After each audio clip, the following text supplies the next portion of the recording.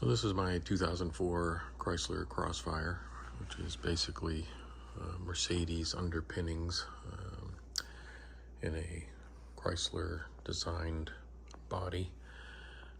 It's got a 3.2 liter V6. I just picked it up recently. I've already done underhood fluids, and today I'm going to do the rear differential fluid. And since I didn't see a specific video on YouTube for the rear diff on these Crossfires, figured I would make one.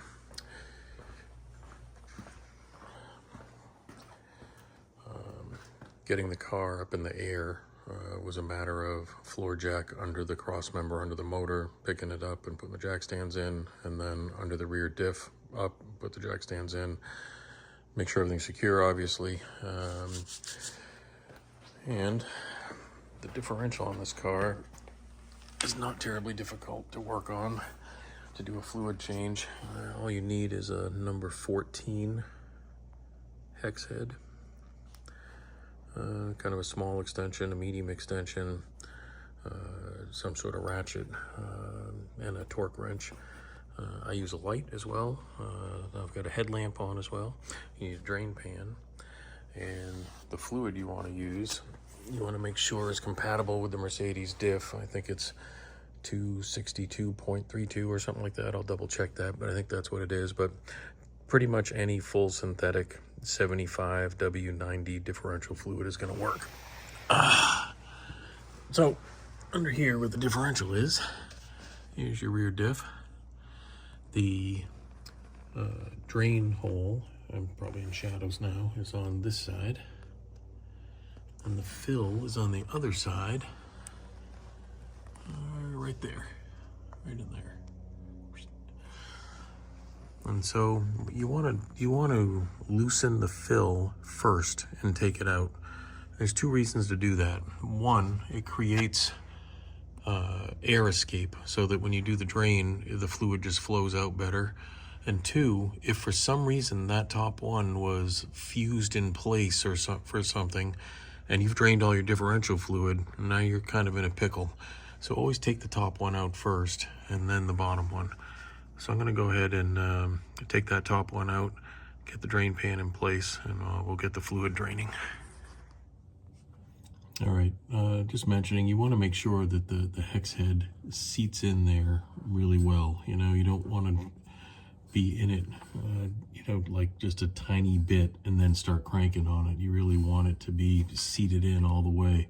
So you may need to clean that out, road debris, whatever, sand, dirt. So I wiped out that hole, and then this, just make sure it bottoms out right in there so it's all the way in.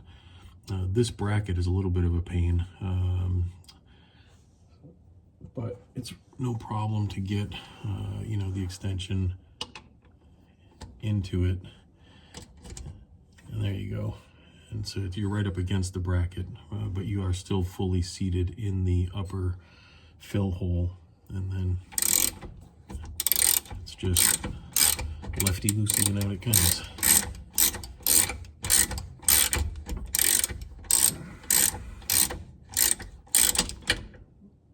All right, now it looks like there's gonna be a little bit of fluid that comes out of that. So I just grab this drain plug.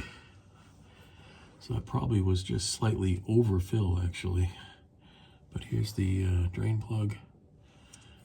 Get that set over here.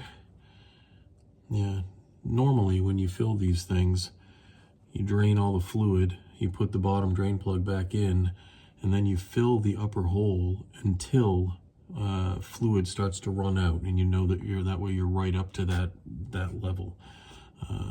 So this had just a little bit of extra in it, but that's certainly not going to hurt anything. All right, so I'm going to let that sit. I'm going to get over to the other side and drain the fluid from the bottom drain plug.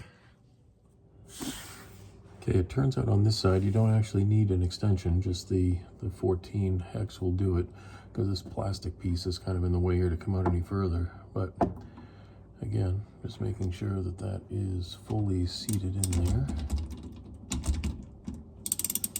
And then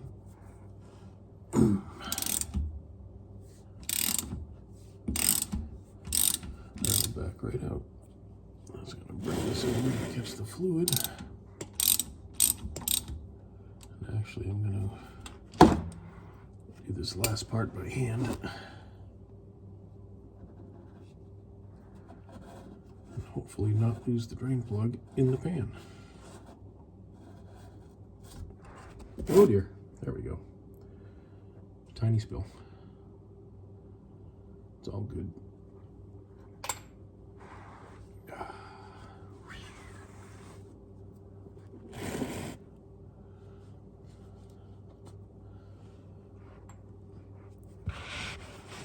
So it's good to have a rag. Catch that stuff quick. All right, now I'm just gonna let that drain until it's not really flowing out of there anymore. So I'll be back. All right, while I'm waiting for the fluid to drain, I thought I would show you the fluid I'm putting in. It's this full synthetic Lucas product, 7590. I did check, and this is compatible with the Mercedes diffs. Got a couple other projects going on with this car while it's here in the garage for the winter. This car has a 6-speed manual, which is one of the reasons I bought it. I really liked the coupe body style, and it was a stick, so I decided that this would be a good one.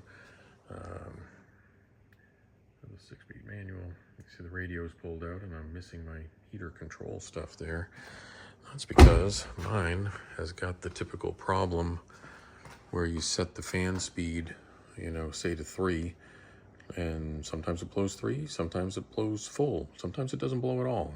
And if you wiggle the knob a little bit, you know, you can kind of get it to blow at that speed. But then if you hit a bump or you tap the knob, it goes haywire again. I guess that's a pretty common failure. So I was able to get a good used unit from Needs Wings. He sent me this one. I just got to move my knobs over. And this is pre-tested and all that to not have the same problem that mine does. I also picked up a 3D printed cubby to go where the cup holder goes, because the cup holders on these cars are pretty much useless. It's that old, like, German Mercedes and Audi style that pops up like this, and this just, I think one of these tabs is missing, and this is just really not a good design to put anything in. So this comes out and the cubby goes in, and then you got a spot to drop your wallet or keys or whatnot. So I'll pick that up as well. So that's where we're at. The fluid should be just about done draining, and we'll get back under the car and get it filled up. All right, the fluid has stopped dripping out, and I'll just clean up around the drain hole here. I'm going to take our drain plug and put it back in.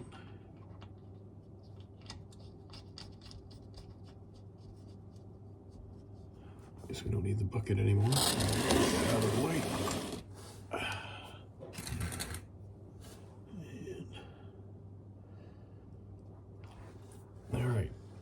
Now I looked up the spec to torque this to, and it says 50 Newton meters. Well, 50 Newton meters is 36.88 foot-pounds. So we're just going to go with 38 foot-pounds. And this is 6, 8, 38. Alrighty. First, we'll get that tightened in there a little bit.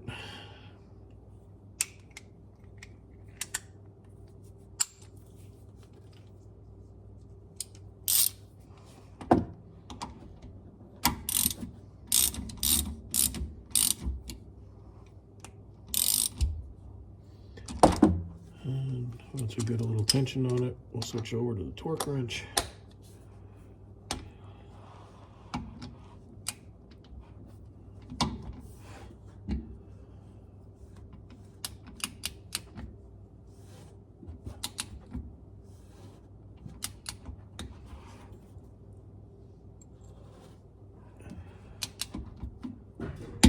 There you go.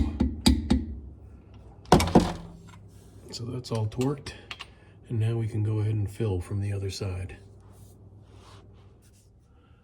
All right, so now we're on the fill side, and we're just gonna fill up the differential with the fluid until it comes up to this level and drips out a little bit. Now, I'm sure there are better ways to do this. I know that there's a little pump setup you can get that attaches to the top of the bottles. I know that some of these bottles of fluid come, you know, in a squeezy bottle that might be a little bit easier. But I just basically have a cap with a rubber or plastic, whatever, hose on it that will go into the fill hole like this. And then I'm just gonna hold the bottle up and squeeze what I can in.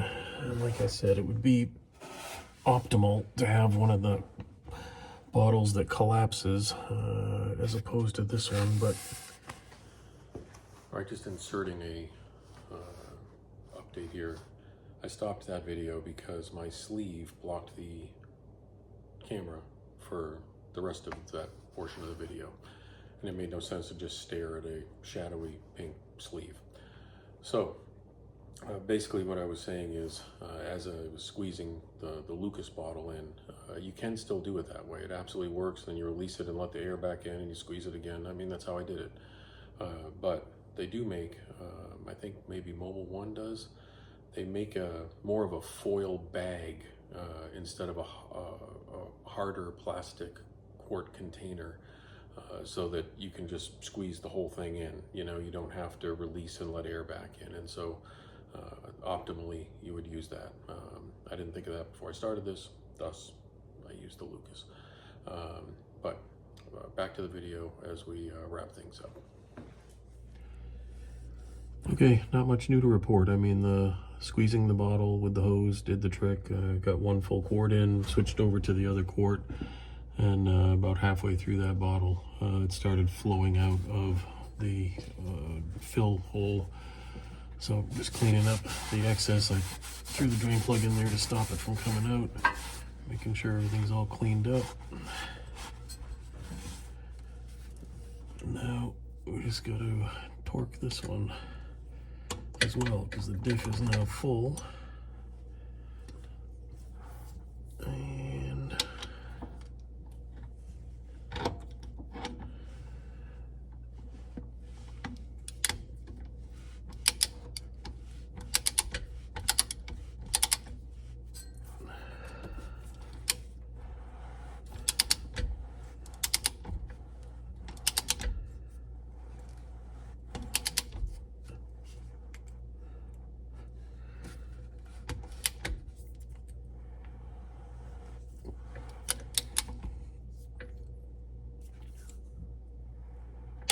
there it is.